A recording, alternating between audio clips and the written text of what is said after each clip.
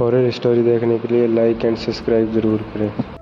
एक छोटे से गांव में, जहां रातें बहुत ही सुनसान और खामोश होती थीं, एक पुराना हवेली खड़ा था। इस हवेली की कहानियां पूरे गांव में मशहूर थीं। लोग कहते थे कि इस हवेली में भूत प्रेत रहते हैं। कई साल पहले इस हवेली में एक अमीर जमींदार रहता था, जिसकी पत्नी रहस्यमय तरीके से गायब हो गई थी।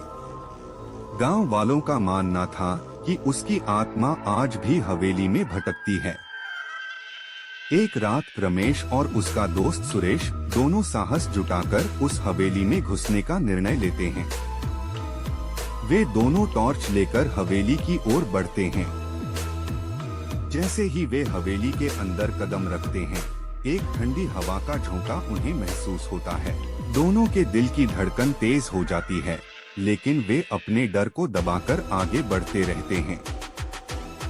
हवेली के अंदर चारों तरफ धूल और मकड़ियों के जाले थे।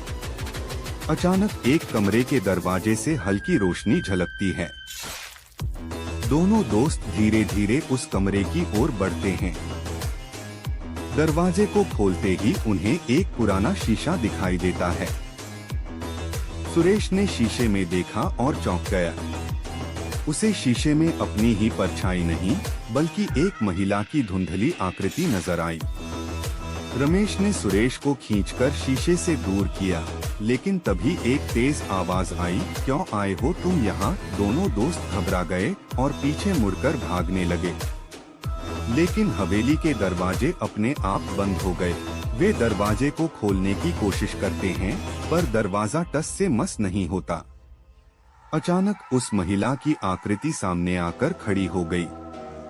उसकी आंखों से आंसू बह रहे थे और वह जोर जोर से कहने लगी, "मुझे मुक्त करो, मुझे इस दर्द से आजाद करो।" रमेश ने साहस बटोरकर पूछा, "तुम्हें क्या चाहिए?" महिला ने कांपती हुई आवाज में कहा, "मेरी हत्या इस हवेली के तहखाने में हुई थी। मेरी आत्मा तभी शांति पाएगी जब मेरा शरीर उचित सम्मान के साथ दफनाया जाएगा।" रमेश और सुरेश ने एक दूसरे की ओर देखा और फिर तहखाने की ओर बढ़े। तहखाने में पहुंचते ही उन्हें एक कंकाल मिला। दोनों ने मिलकर उस कंकाल को निकाला और गांव वालों को पूरी कहानी बताई। गांव वालों ने मिलकर उस महिला के कंकाल को सम्मानपूर्वक दफनाया।